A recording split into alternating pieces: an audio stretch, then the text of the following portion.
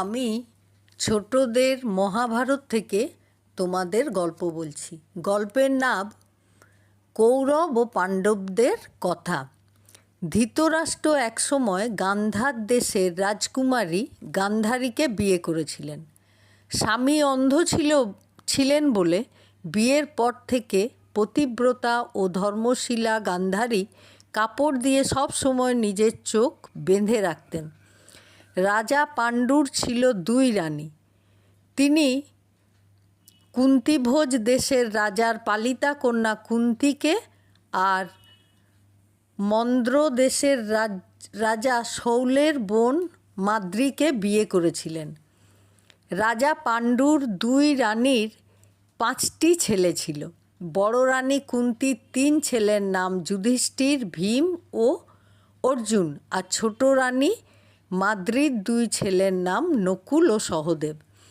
পাণ্ডু রাজার এই 5টি ছেলে হল পাণ্ডব বা পঞ্চপাণ্ডব।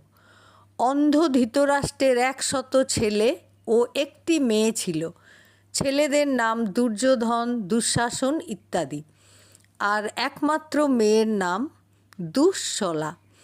ধৃতরাষ্ট্রের 100 ছেলেকে বলা হতো কৌরব। রাজা পাণ্ডু খুব অল্প বয়সেই মারা গিয়েছিলেন। ছোট রানী মাদ্রী সহমরণে গিয়েছিলেন। পাণ্ডবেরা সেই সময় ছিলেন খুব ছোট। কুন্তী পঞ্চপাণ্ডবকে লালন পালন করে বড় করতে লাগলেন। পাণ্ডু মারা যাওয়ার পর ধৃতরাষ্ট্র রাজ্যকার্য চালাতে লাগলেন, অর্থাৎ রাজকার্য চালাতে লাগলেন। অবশ্য রাজকার্যের ব্যাপারে তিনি ভীষ্ম ও সৎ ভাই বিদুর ও মন্ত্রী সঞ্জয়ের পরামর্শ মতো রাজ্যপাট চালাতেন। 100 কৌরব ও 5 জন পাণ্ডব, এই 105 রাজকুমার ধৃতরাষ্ট্রের স্নেহে ও যত্নে একসঙ্গে বড় হতে লাগলেন। 105 জন রাজকুমারের মধ্যে মধ্যম পাণ্ডব ভীমের গায়ে ছিল অসাধারণ বল। খেলার সময় অন্য ভাইরা গাছে চড়লে ভীম এসে গাছ ধরে এমন ঝাঁকুনি দিতেন যে ভাইরা পাকা ফলের মতো টুপ টুপ করে মাটিতে পড়ে যেতেন। স্নান করতে নামলে খেলার ছলে ভীম একসঙ্গে কয়েক ভাইকে ধরে জলে হাবুডুবু খাওয়াতেন। ভীমের গায়ের বল কৌরবদের ঈর্ষার কারণ হয়ে উঠেছিল। ঈর্ষার অন্য কারণও ছিল। কৌরবেরা দেখলেন ভাগ্যদোষে তাদের পিতা অন্ধ, তাই তিনি রাজা হতে পারেননি। আবার 105 জন রাজকুমারের মধ্যে পাণ্ডুর পুত্র যুধিষ্ঠির ছিলেন সকলের বড়, অতএব ভবিষ্যতে যুধিষ্ঠিরই হস্তিনাপুরের রাজা হবেন। এই কারণে কৌরবদের মনে পাণ্ডবদের প্রতি হিংসার জন্ম হলো। কৌরবেরা তাই যে করেই হোক পাণ্ডবদের বিনাশ করতে চাইল। একবার রাজকুমারেরা দুর্যোধনের পরামর্শে গঙ্গা স্নান করতে গিয়েছিলেন। গঙ্গার তীরে নির্জন বনভূমিতে একটি সুন্দর বাড়ি ছিল। এখানে এসে দুর্যোধন সব ভাইকে নিজের হাতে মিঠাই খাইয়েছিলেন। ভীমের মিঠাইগুলোতে মেশানো ছিল বিষ। ভীম সাঁতার কাটতে জলে নেমে বিষের ক্রিয়ার অচৈতন্য হয়ে একেবারে পাতালে তলিয়ে গেলেন। পাতালে ছিল বাসুকী নাগের রাজ্য। অচৈতন্য ভীম পাতালে পৌঁছানোর পর বিষধর সাপেরা ভীমকে অনবরত ছোবল দিতে লাগল। এতে অবশ্য ভীমের উপকারই হয়েছিল। বিষে বিষ ক্ষয় হয়ে ভীমের আবার জ্ঞান ফিরে এলো। এরকম অবাক কাণ্ড দেখে সাপেরা তাদের রাজা বাসুকীকে খবর দিল। বাসুকী ভীমকে দেখেই চিনতে পারলেন, তাই তিনি ভীমকে পেট ভরে অমৃত খাইয়ে ডাঙায় পৌঁছে দিলেন। অমৃত খেয়ে ভীমের গায়ের বল আরও শতগুণ বেড়ে গেল। অবশেষে রাজপুরীতে ফিরে এসে ভীম মায়ের কাছে সব ঘটনা বললেন। সব কিছু শুনে কুন্তী ভয় পেয়ে পাণ্ডবদের কাকা বিদুরকে সব কথা জানালেন। বিদুর ছিলেন সাধু প্রকৃতির মানুষ। তিনি পাণ্ডবদের খুব স্নেহ করতেন। সব শুনে বিদুর বললেন, এসব কথা জানাজানি না হওয়াই ভালো। তোমরা সাবধানে থাকবে, সব সময় একসঙ্গে থাকতে চেষ্টা করবে। আমি তোমাদের গোপনে সাহায্য করব।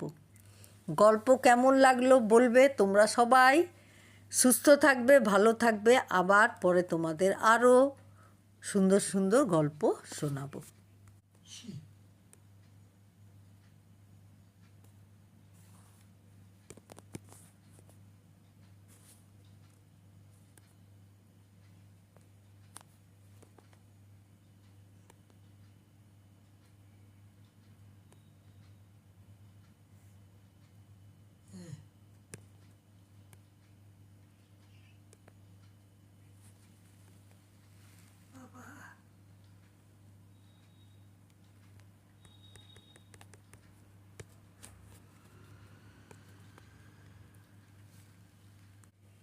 আমি ছোটদের রামায়ণ থেকে তোমাদের গল্প বলছি। গল্পের নাম কৌরব ও পাণ্ডবদের কথা। ধৃতরাষ্ট্র একসময় গান্ধার দেশের রাজকুমারী গান্ধারীকে বিয়ে করেছিলেন। স্বামী অন্ধ ছিলেন বলে বিয়ের পর থেকে পতিব্রতা ও ধর্মশীলা গান্ধারী কাপড় দিয়ে সব সময় নিজের চোখ বেঁধে রাখতেন। রাজা পাণ্ডুর ছিল 2 রানী।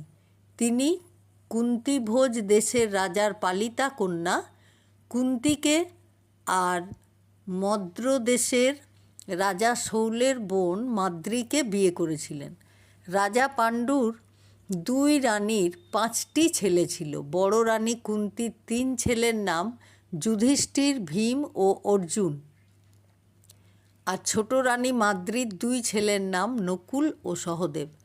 পাণ্ডু রাজার এই 5টি ছেলে হলো পাণ্ডব বা পঞ্চ পাণ্ডব।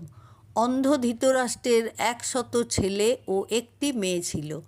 ছেলেদের নাম দুর্যোধন, দুঃশাসন ইত্যাদি। আর একমাত্র মেয়ের নাম দুঃশলা।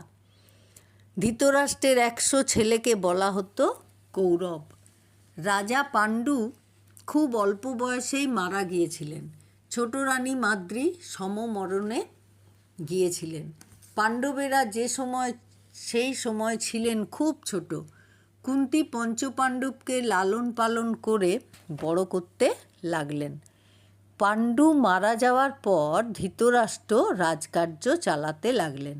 অবশ্য রাজকার্যের ব্যাপারে তিনি ভীষ্ম ও সৎ ভাই বিদুর ও মন্ত্রী সঞ্জয়ের পরামর্শ মতো রাজ্যপাট চালাতেন। 100 কৌরব ও 5 জন পাণ্ডব, এই 105 রাজকুমার ধৃতরাষ্ট্রের স্নেহে ও যত্নে একসঙ্গে বড় হতে লাগলেন। 105 জন রাজকুমারের মধ্যে মধ্যম পাণ্ডব ভীমের গায়ে ছিল অসাধারণ বল। খেলার সময় অন্য ভাইদের গাছে চড়লে ভীম এসে গাছ ধরে এমন ঝাঁকুনি দিতেন যে ভাইরা পাকা ফলের মতো টুপ টুপ করে মাটিতে পড়ে যেতেন। স্নান করতে নামলে খেলার ছলে ভীম একসঙ্গে কয়েক ভাইকে ধরে জলে হাবুডুবু খাওয়াতেন। ভীমের গায়ের বল কৌরবদের ঈর্ষার কারণ হয়ে উঠেছিল। ঈর্ষার অন্য কারণও ছিল। কৌরবেরা দেখলেন ভাগ্যদোষে তাদের পিতা অন্ধ, তাই তিনি রাজা হতে পারেননি। আবার 105 জন রাজকুমারের মধ্যে পাণ্ডুর পুত্র যুধিষ্ঠির ছিলেন সকলের বড়। অতএব ভবিষ্যতে যুধিষ্ঠিরই হস্তিনাপুরের রাজা হবেন। এই কারণে কৌরবদের মনে পাণ্ডবদের প্রতি হিংসার জন্ম হলো।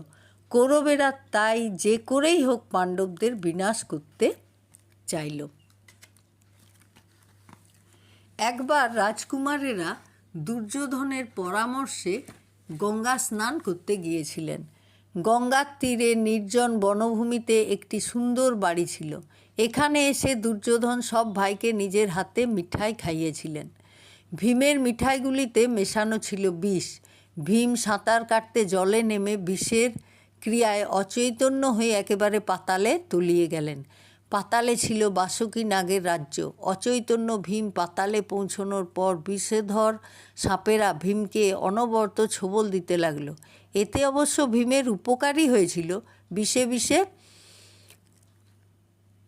ক্ষয় হয়। বিষ ক্ষয় হয়ে ভীমের আবার জ্ঞান ফিরে এলো। এই রকম অবাক কাণ্ড দেখে সাপেরা তাদের রাজা বাসুকীকে খবর দিল। বাসুকী ভীমকে দেখেই চিনতে পারলেন। তাই তিনি ভীমকে পেট ভরে অমৃত খাইয়ে ডাঙায় পৌঁছে দিলেন। অমৃত খেয়ে ভীমের গায়ের বল আরও শতগুণ বেড়ে গেল। অবশেষে রাজপুরীতে ফিরে এসে ভীম মায়ের কাছে সব ঘটনা বললেন। সব শুনে কুন্তী ভয় পেয়ে পাণ্ডবদের কাকা বিদুরকে সব কথা জানালেন। বিদুর ছিলেন সাধু প্রকৃতির মানুষ। তিনি পাণ্ডবদের খুব স্নেহ করতেন। সব শুনে বিদুর বললেন, এসব কথা জানাজানি না হওয়াই ভালো। তোমরা সাবধানে থাকবে, সব সময় একসঙ্গে থাকতে চেষ্টা করবে, আমি তোমাদের গোপনে সাহায্য করব। গল্প তোমাদের কেমন লাগলো? তোমরা সবাই সুস্থ থাকবে, ভালো থাকবে। পরে আরও ভালো ভালো গল্প তোমাদের শোনাবো।